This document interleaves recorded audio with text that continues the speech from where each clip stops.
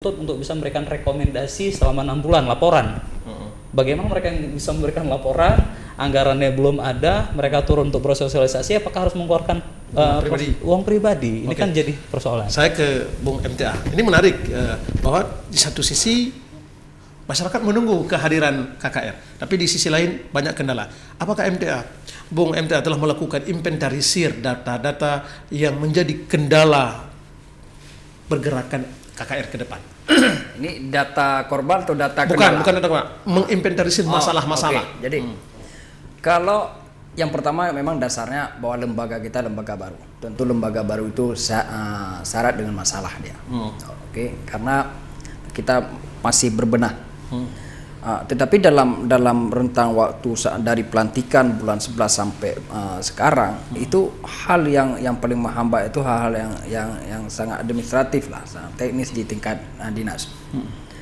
Jadi ini kan masalah hambatan-hambatannya di tingkat pemerintahan. Kita tidak menyalahkan birokrat karena mereka berpatokan pada standar operasional mereka. Kalau enggak mereka akan melanggar gitu.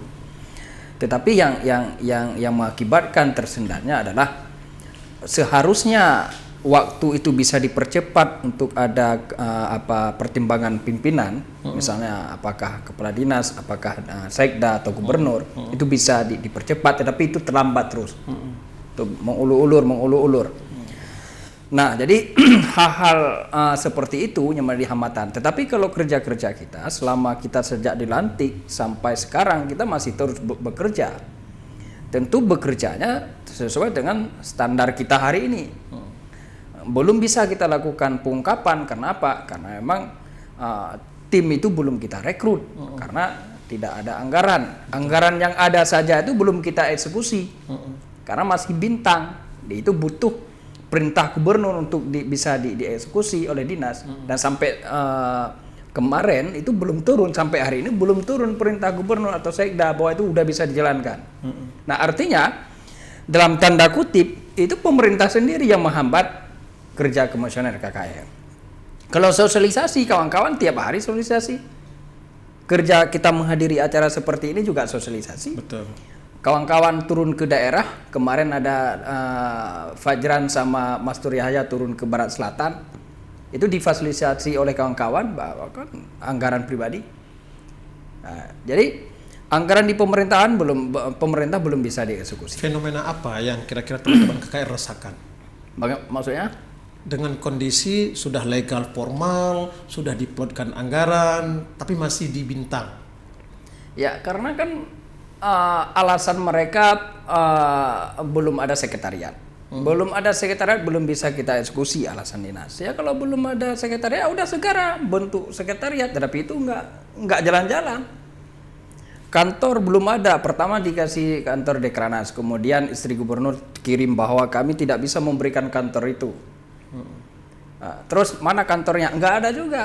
Kemarin baru ditelepon oleh pihak aset bahwa sudah ada kantor itu bekas kantor BRR. Udah saya suruh staf untuk lihat bagaimana kepatutan dan apa yang harus diperbaiki dan sebagainya.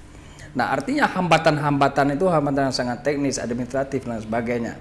Dan bagi kami yang notabene adalah mantan aktivis, kita nggak suka hal-hal seperti itu.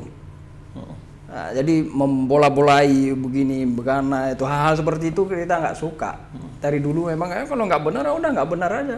Nah, ketika pembentukan awal, ada nggak teman-teman KKR mendapatkan semacam wacana atau aura pro kontra dari para pengamat atau tokoh-tokoh masyarakat? Ya, kalau pro kontra kan sejak lahir ide pertama untuk pembentukan KKR itu udah pro kontra di tingkat publik.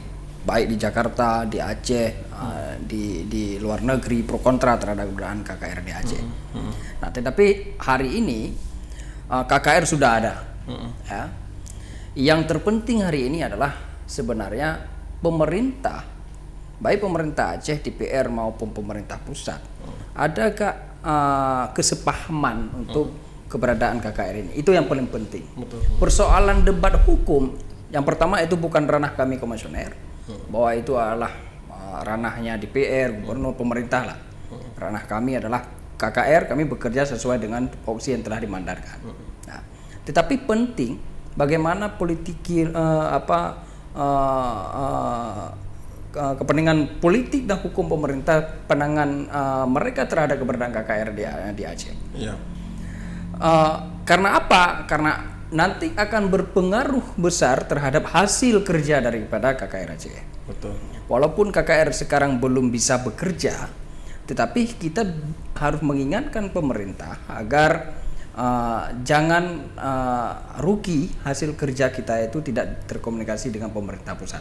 Itu penting. Nah, yang menarik ini kan ada pasca belum cairnya anggaran operasional atau kegiatan buat teman-teman KKR kan juga terjadi pro kontra seperti pimpinan Yara Aceh yang meminta bahwa KKR itu dibubarkan.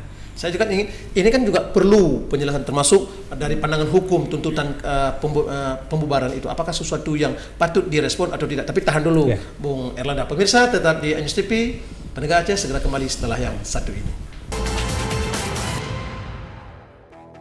Demi melindungi dan menjaga kedaulatan Indonesia, ada batas teritorial dan aturan. Semua itu adalah tanggung jawab yang dipegang oleh TNI. Menjaga keamanan dan kedaulatan Indonesia. Imigrasi, menjaga legalitas identitas kependudukan. Bea Cukai, mengawasi masuknya suatu barang ke Indonesia. Indonesia Border, hadir pada hari dan jam berikut. Hanya di iNews TV, inspiring and informative. Mengantar waktu istirahat Anda setelah beraktivitas seharian. iNews Malam kembali hadir untuk menemani istirahat Anda. Dengan berita terkini dari dalam dan luar negeri. Pemirsa, Polres Jakarta Timur masih melakukan penyelidikan mengenai identitas ibu yang menganiaya Pola. Mewakili seluruh teman-teman yang iNews bertugas Malam pamit undur setiap diri. hari Terima kasih atas pukul kebersamaan Anda 20.30 dan waktu sampai jumpa. Indonesia Barat. Hanya di iNews TV, inspiring and informative. Sambut pagi hari Anda dengan berbagai sajian informasi terupdate dan terkini. Selamat pagi pemirsa, kami hadir kembali melengkapi rangkaian informasi pagi Anda dalam Sederet informasi aktual terangkum di awal aktivitas Anda. Pemirsa, puluhan rumah di permukiman padat penduduk di Samarinda, Kalimantan. Dalam iNews Pagi, setiap hari pukul 6 waktu Indonesia Barat. Hanya di iNews TV, inspiring and informative.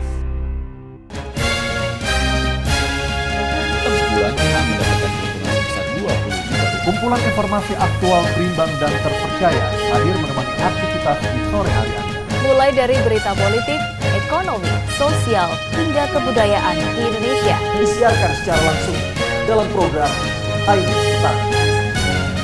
Hadir pada hari dan jam berikut. Hanya di iNews TV, inspiring and informative. Ketemu kembali dengan saya dalam program Penegak Aceh. Mengulas dan membahas isu-isu terhangat yang berkembang di Aceh. Harus melakukan pemilihan untuk pasangan calon ini, pasangan calon. Menghadirkan narasumber yang berkompeten. Alasan kuat apa?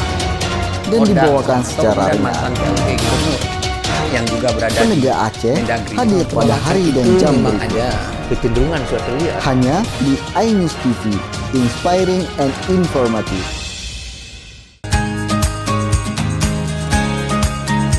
Aceh, negeri paling barat Indonesia, negeri yang kaya dengan keindahan alamnya, memiliki catatan sejarah yang patut dikenang. Adat dan budayanya yang terus dilestarikan, beragam kuliner khas tersajikan.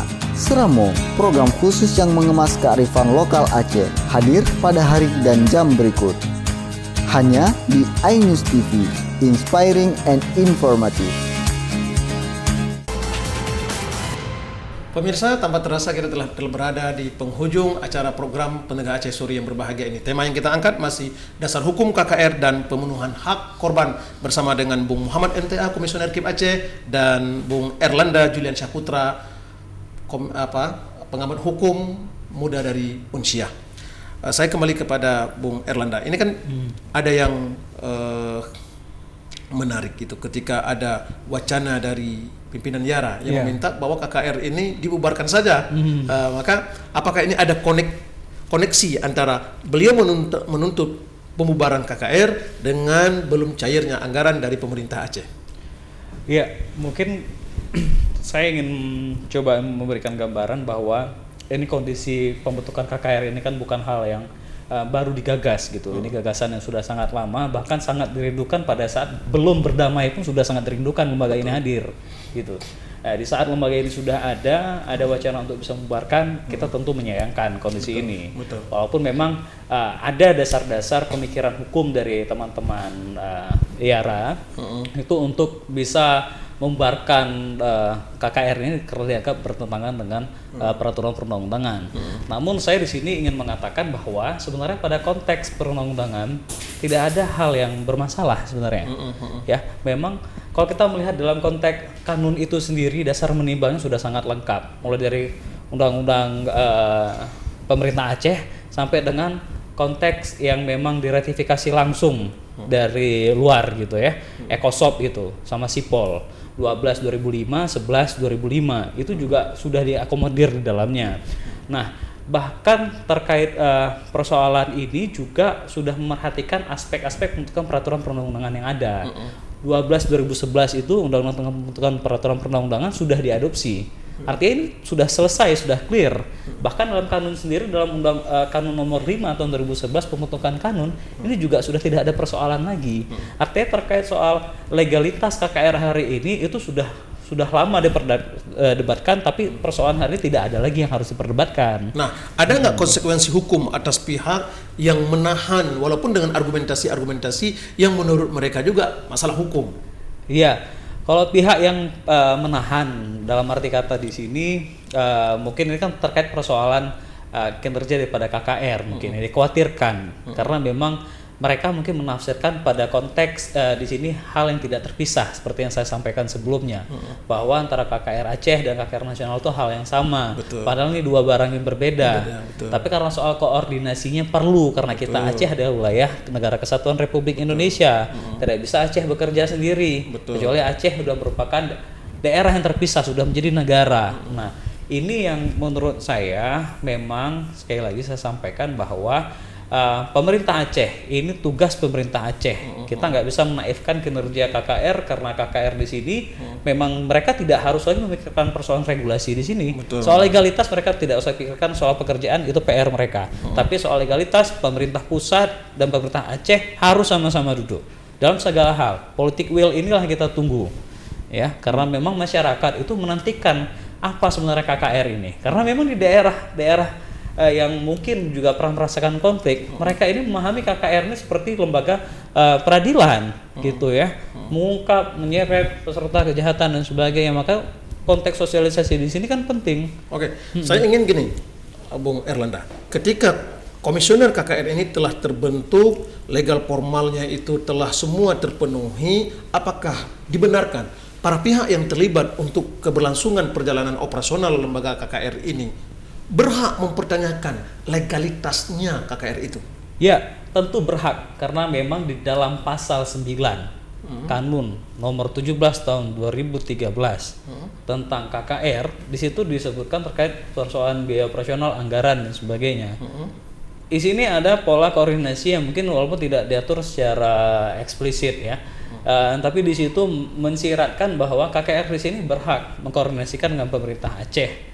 Konteks seperti ini saya sampaikan sekali lagi, seharusnya jangan mereka yang meminta sekretariatan. Sekretariatan diserahkan kepada mereka semenjak mereka dilantik.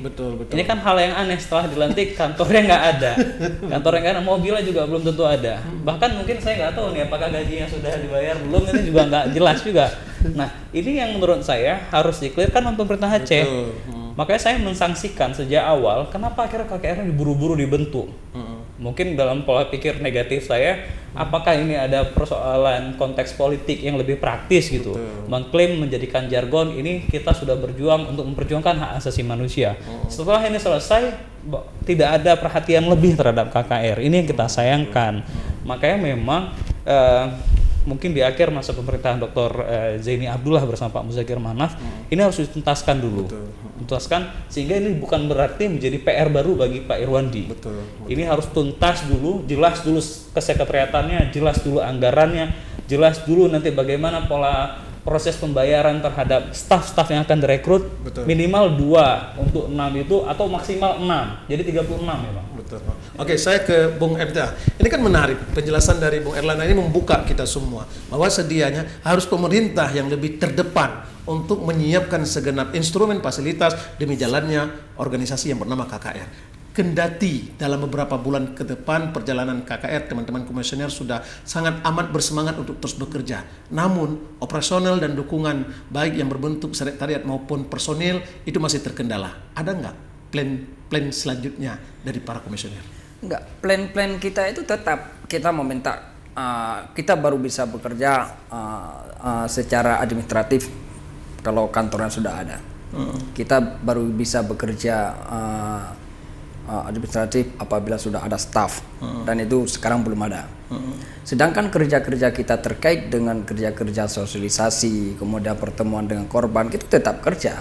Tapi persoalan kerja administratif itu kan belum, karena belum dikasih kantor sama staff, itu tanggung jawab pemerintah. Betul. Alasan itu juga yang menjadi alasan bagi dinas terkait yang ditempatkan anggaran kita belum bisa mengeksekusi karena kalian belum punya kantor, belum punya sekretariat. Nah, oleh sebab itu kita mendesak pemerintah, mempertanyakan kalian serius nggak nih? Makanya sempat kemarin itu ya kalau nggak serius daripada kita berhadapan, komisioner ini kan berhadapan dengan ekspektasi korban yang sangat besar. Harapan mereka terhadap KKR itu sangat besar, bahwa KKR ini akan bisa menyelesaikan permasalahan kami korban. Orang tidak mau tahu begini begana, tetapi KKR sudah ada, maka dia akan bisa memberikan keadilan bagi kami, kan begitu. Betul. Nah, di tengah ekspektasi korban publik yang sangat menaruh harapan besar kepada kita, pemerintah justru menghambat. Apakah sengaja ataupun enggak, atau terbiasa dengan pola birokrasi yang begitu terbelit-belit hingga itu bisa mencederai integritas kami. Dan kalau itu memang selalu terhambat, ngapain kita habis waktu di sana? Dan makanya kita kemarin itu sempat kita ancam, udah kalau begitu kita serahkan aja SK-nya. Nah, betul. Ya kan? Kita juga bisa, masalah cari makan berapa lah gajinya itu. Ya kan? Berapa gaji? Saya juga punya perusahaan sendiri kok. Bisa cari rezeki sendiri mudah insya Allah. Tapi ini kan pengabdian kita. Tapi kalau dibola-bolai seperti ini, itu bermasalah terhadap integritas saya secara pribadi. Betul. Kawan-kawan juga terganggu. Apa itu kalian makan gaji yang gaji buta, enak dapat fasilitas gini, padahal fasilitas nggak ada. Betul. Nah, kemarin ada di rapel gaji 3 bulan misalnya. Kita tidak mempermasalahkan gaji. Ada di rapel 3 bulan. Pengajuan gaji 4 dengan bulan 5 ketika mau diajukan, dibilang dari sama orang dinas, itu yang 3 bulan itu sendiri kami udah terlanjur membayar. Itu kan hal-hal yang seperti itu. Nah, dan itu mengganggu kita. Betul. Mengganggu kita. Nah, oleh sebab itu maka pemerintah dalam hal ini gubernur dan DPR, mereka harus berada di depan untuk menyelesaikan ini. Beban itu jangan diserahkan kepada komisioner. Komisioner ini direkrut, kita bekerja. Mana kantornya, mana fasilitasnya, mereka harus sediakan itu dan mereka harus bertanggung jawab. Ya kalau nggak disediakan berarti mereka itu telah berkhianat kepada korban konflik. Oke, Bung Erlanda, ini kan punya batas penggunaan dan proses pencairan anggaran juga terikat dengan deadline-nya Desember 2017. Tapi bila apa yang disampaikan oleh Bung MTA tadi ini, tak ada sebuah kepastian, apa yang harus dilakukan? Sekali lagi kalau soal kepastian ini tetap kepada pemerintah. Memang konteksnya ini memang kalau solusi dalam konteks hukum sekalipun seperti saya sampaikan tidak ada persoalan. Ada nggak pihak siapa yang sedianya harus mendorong menyampaikan kepada pemerintah bahwa ini adalah sesuatu keniscayaan yang harus dilakukan? Ya seharusnya ini dalam konteks Komisi Kebenaran dan Rekonsiliasi ini sebagai suatu lembaga yang formil terbentuk ya, sudah melakukan keberatan saja, mengajukan keberatan ke pemerintah. Seharusnya pemerintah secara tidak langsung harus sadar gitu ya. Dan kalaupun tidak sadar, nah disinilah memang perlu di sini proses kontrol pengawasan daripada DPRA. DPRA tidak hanya proses fit and proper test selesai, ini dukungan harus tetap ada. Penganggaran juga mereka terlibat bersama pemerintah. Artinya dalam konteks sekarang di sini ada dinas yang tidak mau mencairkan, ya tinggal koordinasi saja. Ini sebenarnya persoalan sederhana, tidak terlalu sulit, asalkan ada goodwill daripada pemerintah Aceh. Jadi kalau pemerintah Aceh sudah ada goodwillnya, tinggal menyampaikan saja. Ini kan dinas-dinas di sini kan pemimpinnya di sini kan kuasa penuh mutlak di sini. Kalau dalam konteks anggaran sekalipun ya gubernur. Pak Gubernur harusnya tinggal bilang aja. Jadi dinas tolong cairkan, berikan sekret anggaran. Harus ada keberanian dari Aceh 1 ya. Iya, dari Aceh 1. Baik, terima kasih kepada Bung Erlanda, terima kasih kepada Bung MTA. Sebelum kita berpisah, ada statement closing yang bisa disampaikan setengah menit dari sekarang. Ya, terima kasih.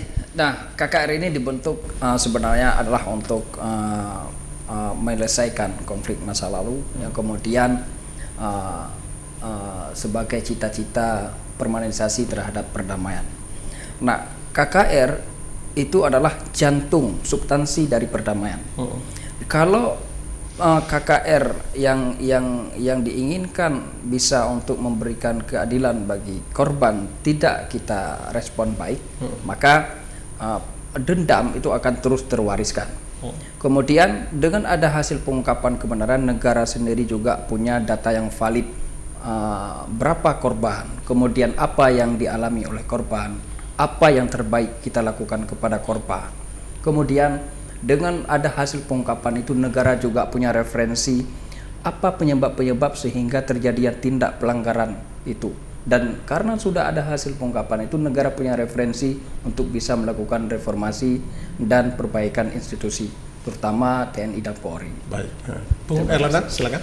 Ya, dalam konteks ini mungkin kita perlu mendorong secepatnya pemerintah Aceh terutama untuk membangun komunikasi langsung dengan pemerintah pusat, ya, duduk bersama. Terlebih masa transisi ini penting di pemerintahan baru nanti. Mereka setidaknya sudah terbackup dalam konteks anggaran ini, sudah tidak ada persoalan lagi dan kesepakatan sudah clear, dan mereka bisa bekerja hingga akhir tahun ini. Mudah-mudahan sudah ada hasil yang bisa kita perlihatkan terlebih dahulu, walaupun ini belum tentu maksimal juga hasilnya karena memang konteks pengungkapan fakta kebenaran peristiwa ini sangat berat. Di sisi lain, saya coba untuk menilai bahwa mungkin di sini juga Komisi Kementerian Rekonsiliasi di sini juga bisa mungkin membangun ke depan komunikasi juga, tidak hanya dalam konteks kelembagaan di dalam negeri, mungkin juga bisa membangun kerjasama juga dengan lembaga-lembaga asing, terutama negara-negara yang memang sudah pernah menerapkan KKR ini di sana. Proses ini penting. Kalau memang perlu, kenapa tidak kita persiapkan para putra terbaik komisioner hari ini, kita kirim 1-2 orang untuk mereka pelajari di sana. Jangan sampai nanti Aceh karena kita baru membangun tingkat kesehatan aja kita belum bisa berdiri tegak gitu. Terlebih kita ingin bekerja ke depan, ini juga bermasalah. Mungkin ini perlu didukung. Baik. Terima kasih para pemirsa. Dasar hukum KKR dan pemenuhan hak korban, itulah tema yang kita angkat pada penegak Aceh Sore yang berbahagia ini. Terima kasih kita ucapkan kepada 2 narasumber kita. Tetap di program News TV episode selanjutnya. Saya Akmal Abzal sebagai host beserta dengan kru yang bertugas pada sore yang berbahagia ini mengucapkan terima kasih dan sampai jumpa. Assalamualaikum warahmatullahi wabarakatuh.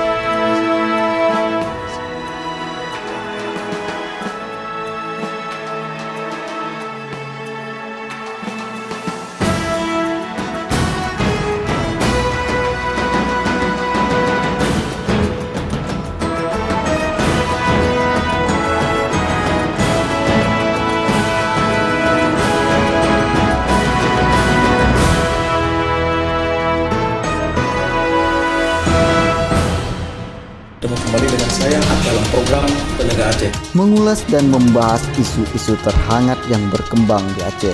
Harus melakukan pemilihan untuk pasangan calon ini, Menghadirkan narasumber yang berkompeten. Alasan kuat apa? Dan dibawakan secara ringan. Yang juga berada Penegak Aceh hadir pada hari dan jam berikut. ada kecenderungan suatu lihat. Hanya di iNews TV, inspiring and informative.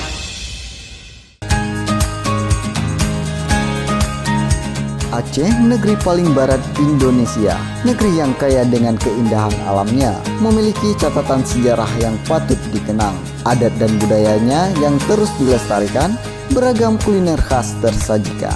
Seramo, program khusus yang mengemas kearifan lokal Aceh, hadir pada hari dan jam berikut.